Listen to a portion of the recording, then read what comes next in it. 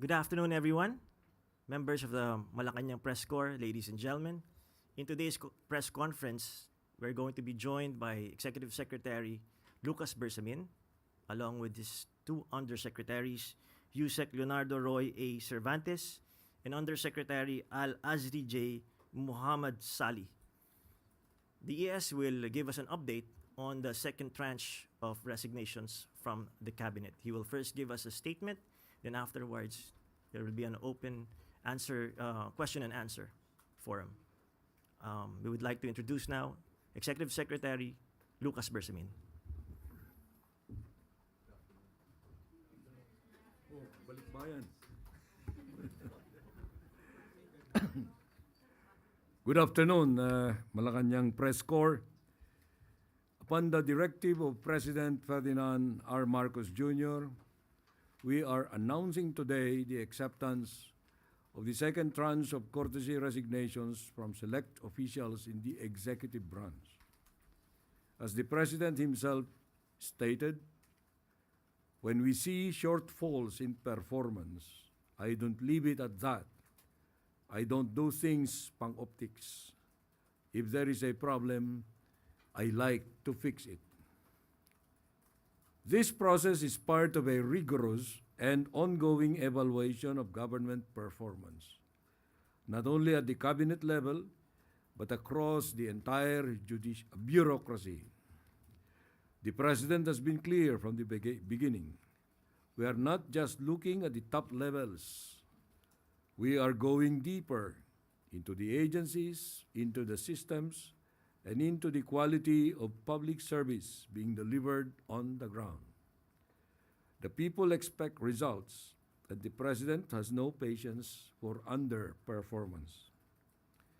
In line with this, the President has also instructed the heads of government-owned and controlled corporations to submit their courtesy resignations. He has further indicated that senior officials will likewise be included in the continuing review. Each resignation accepted is based on a careful assessment of whether the standards set by the President for efficiency and leadership have been met. Some have delivered, others have not. The following officials have been informed that their resignations have been accepted. The first one, Solicitor General Bernardo I. Guevara. He is to be replaced by UP Law Dean Darlene Berberabe. Dean Berberabe will enter the service as the new Solicitor General. She took her oath this morning before the President on the strength of her broad experience as an academic and legal professional. She graduated summa cum laude in philosophy in the University of the Philippines and was the class salutatorian in 1999 of the UP College of Law. While she was a student, she already worked at the Kizumbing Torres Law Firm. She later joined Procter & Gamble as General Counsel.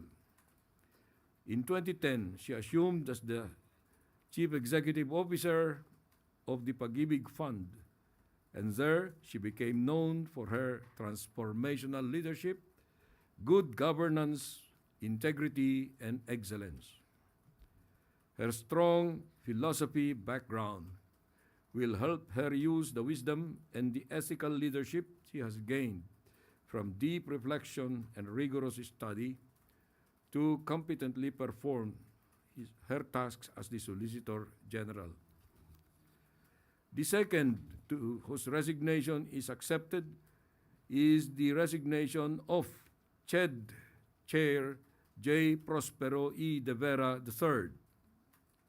She will be replaced by CHED Commissioner Shirley Agrupis. We are grateful for the service. No, there is another one that I will have to announce. The PNP Chief.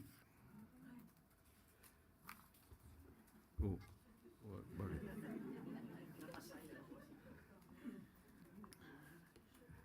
The incoming PNP Chief is Police Major General Nicolas D. Torre III.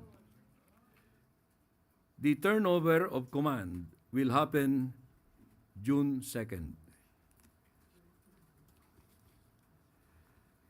We are grateful for the service of those who are stepping down.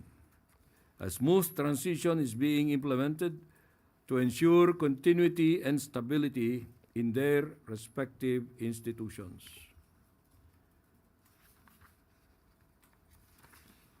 This is not a purge, let me remind you of that. This effort is the President's commitment to a government that works fast, delivers results, and meets the expectations of the Filipino people. As the President has said, he will not hesitate to make the necessary changes to keep the government moving forward. Thank you. I will now take your questions. Yosores, Radio 630. Hello. Good afternoon po, ES. Ano po kaya yung naging rason ni President Marcos Jr. doon po sa pagtanggap niya ng courtesy resignation ni Soljan Guevara? Well, si Soljan Guevara has been there since the beginning, no? And maybe it is time for him to go to another venture. And so the President accepted his resignation to allow for fresh blood to come in. One follow-up lang po. If I may point, sir, last March, Soljan Guevara recused himself to represent the Philippine government na mag-represent po doon sa cases filed at the Supreme Court ng children ni former President Duterte in relation po sa pag-arrest sa kanya ng ICC. Naka-apekto po ba yun as factor kung bakit tinanggap po ng Pangulo yung resignation? Oh, I don't think that was a factor at all, because if you recall, there was a strong clamor for the termination or removal of Solicitor Guevara at the time. The public perception that gave rise to this clamor must have been about his taking the opposite side of the issue. But you know, he and the President had a conversation about this, and the President respected his ethical decision to recuse. Now, if there was a reservation about his professionalism at that time, the President could have already removed him. But the President continued to repose trust in him. So up to the decision to accept his resignation, Solicitor General Guevara was still there. Next question, Chloe Hofana, Business World. Good afternoon, ES. Good afternoon. How many GOCC heads submitted their resignations already, and ilan pong total na hinihintay natin? Practically all GOCCs or their leaderships have submitted, but we are still awaiting for the submission of other GOCCs. The GCG actually is on top of this situation. It has issued a memorandum, and although that memorandum said that the GOCC resignation should come through us, we will make it clear to the GCG that only the heads of the agencies, the resignation of the heads of agencies should be reviewed by us, and the GOCCs are anyway under an annual term basis. And it is about this time, June, that the GCG reviews the performance of the respective boards of the GOCCs. I cannot give you the exact number now because it increases every day.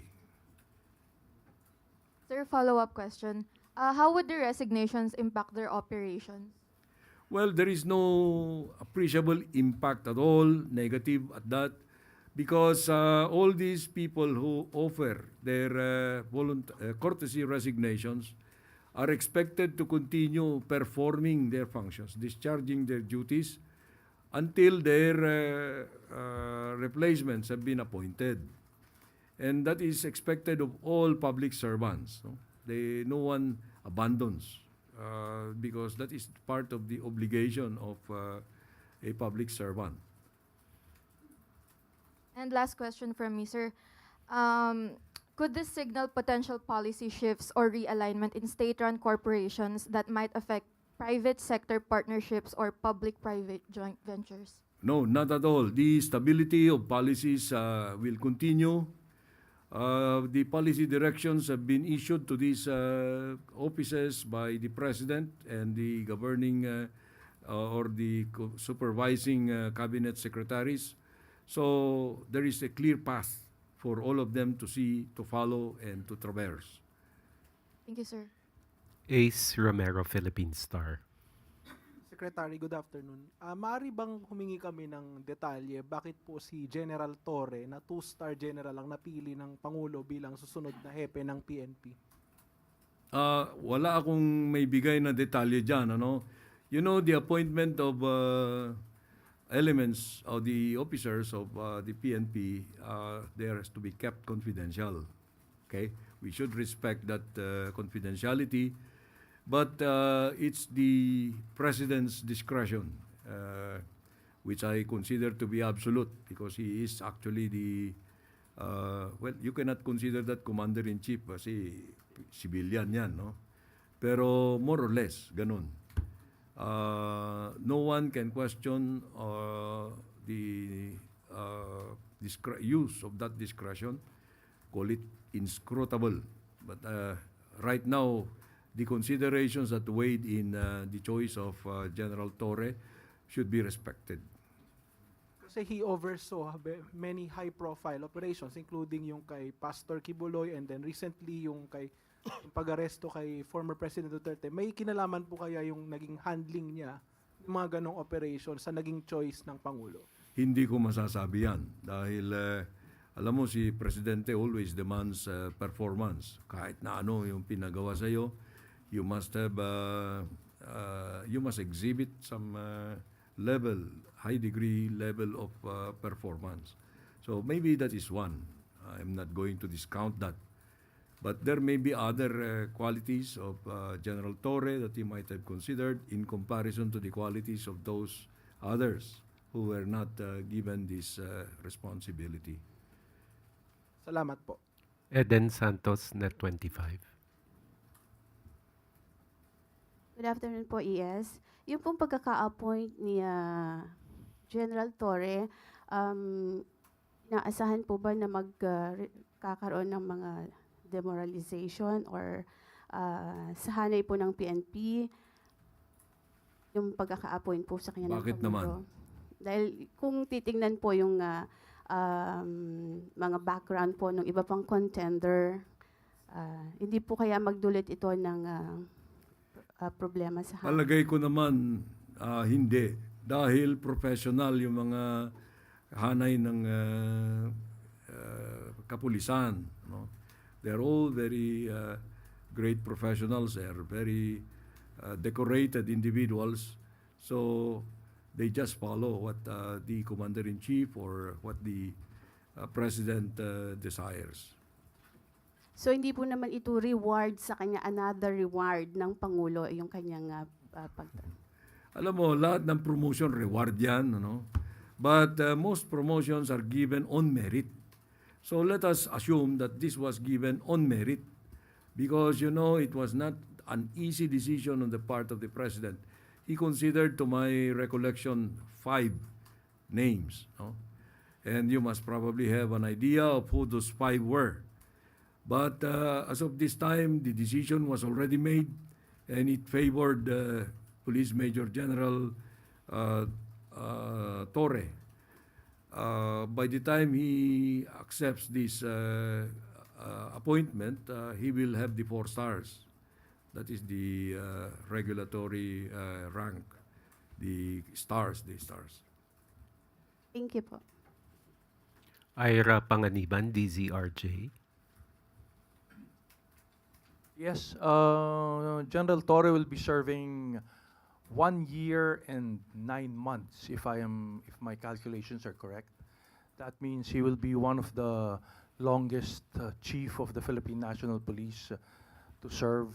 Does this mean there are going to be more of activities that he has been doing in the past that we can expect in the future, like what happened to the KOJC, the Duterte incident, and all other incidents that General Torre has been involved in?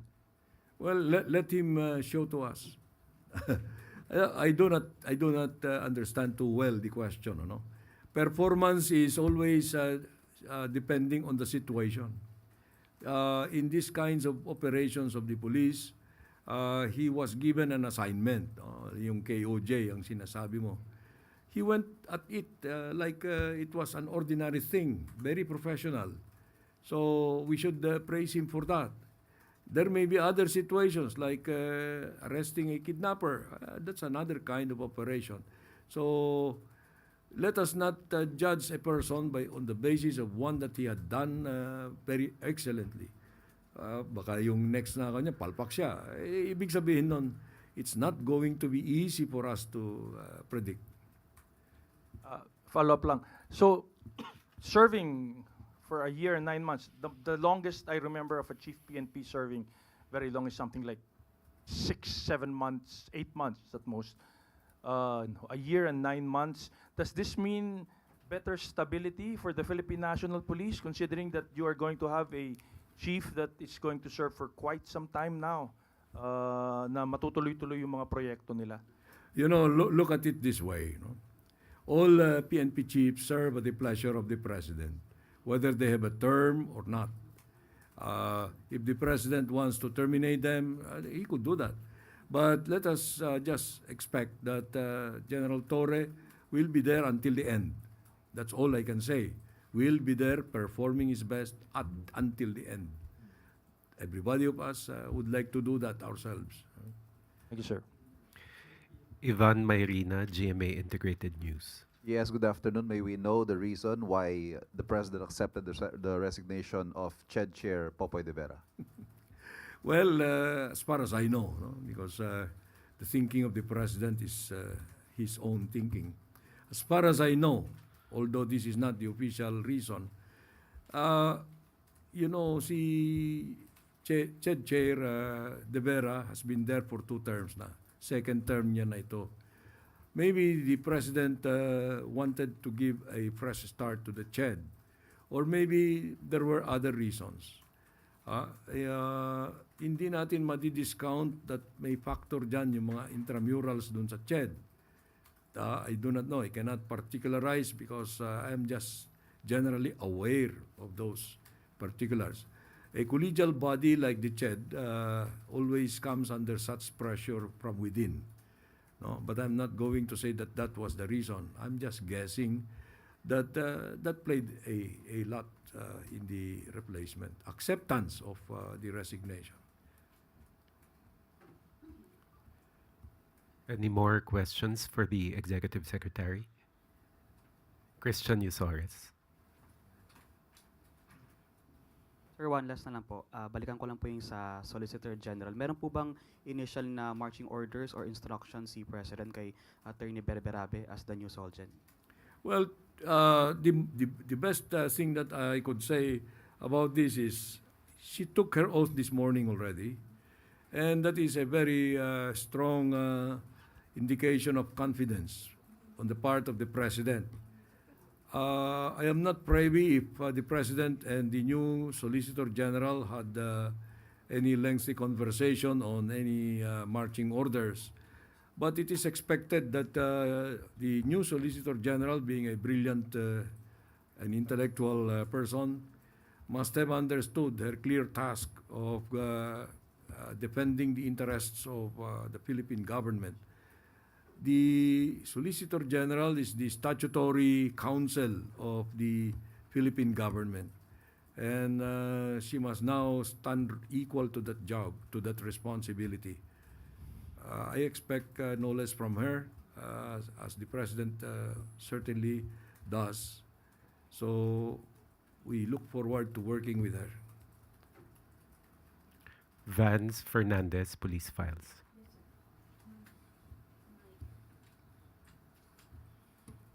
Sir, I'm eager to know who provoked the President na magkaroon ng ganitong courtesy resignation? Yung provoke, yung Yes. results of the election. Sinong nag-ano? Wala. The President is a very spontaneous person. If you had observed him, he has never been confrontational. But, you know, he is a very sensitive person. Like all of us. So, when we are given a message from others, we react. Now, I think the President should be given that human side of the... this is his response to what he probably observed during the elections. We must deliver more. We must deliver more. So, he is undergoing this performance check on all of us in the cabinet as well as in the positions of leadership in the agencies and offices. So that is how I see it. We know that the President is a soft-spoken. Kesa naman, sir, na mapapahiya na sisibakin na lang bigla. Mas mabuting nangyaring ganitong yung courtesy resignation. Yes, the President is a very patient. Ayoko nang sabihin na tolerant. What we expect from him is his true self, showing of his true personality. He's very decisive. I will just tell you that. He's very decisive about things. He's very focused. And based on my working with him closely in the past 3 years, nearly 3 years na, he will never back down from any controversy. He confronts the controversy, not the person, the controversy. So I hope that answers your query. Once again, Eden Santos, Net 25. ES, hindi po hair follicle test ito, ES. Yun lang pong kasi si General Torre po ay na-appoint na as PNP Chief. How about yun pong courtesy resignation ng iba pang mga involved dun sa illegal arrest di umano ni dating Pangulong Rodrigo Duterte. Yung resignation po ni na DILG Secretary, DOJ Secretary Remullaz, are we expecting na sa mga susunod na araw ay meron na rin pong yung resulta? I do not like your qualification of the arrest as illegal. No? That is an opinionated statement made by somebody. I will not name who she is. But from our point of view, the arrest was perfectly legal according to according to international law. We have debated that in the public domain for a long time. But no one can tell me now that that was an illegal operation, procedure, or you know, when these representatives of the executive were invited to the Senate investigation called by the Committee on Foreign Affairs, I immediately transmitted a letter telling the Senate President and the chairman of that committee that we are going to claim executive privilege for all the parts that are covered by executive privilege. They respected it, and if they concluded from there that the arrest was illegal, I cannot help them at all. That was the Question last po. question. Yeah, but Thank the you very question much. po is yung assessment po yung sa performance nila ng Pangulo, kailan po natin na inaasahang babanggitin kung tinanggap ba ng Pangulo yung resignation po nila or hindi? Sino sila? Si Secretary Boying Remullaz and Secretary Declined yung resignation niyan. Sino pa? si Secretary John Vic Remullaz. Declined din. How about the Secretary Anyo?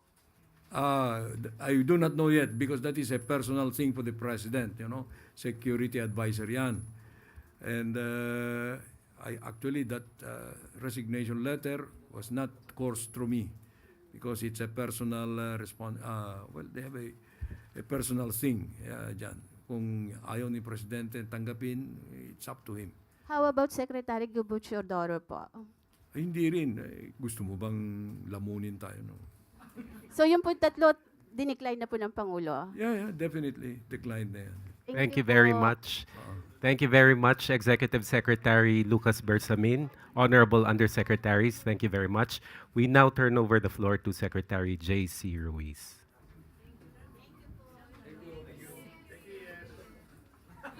Thank you to the Malacanang Press Corps. And by the way, your IDs are ready. We will now distribute your IDs. But of course, the accreditation will still continue. Ayusin na lang natin yung, we'll talk about it. Mike? Sorry? Ano yun? Yes. Yes. Oh, yeah. No. We will give information as soon as we get it also.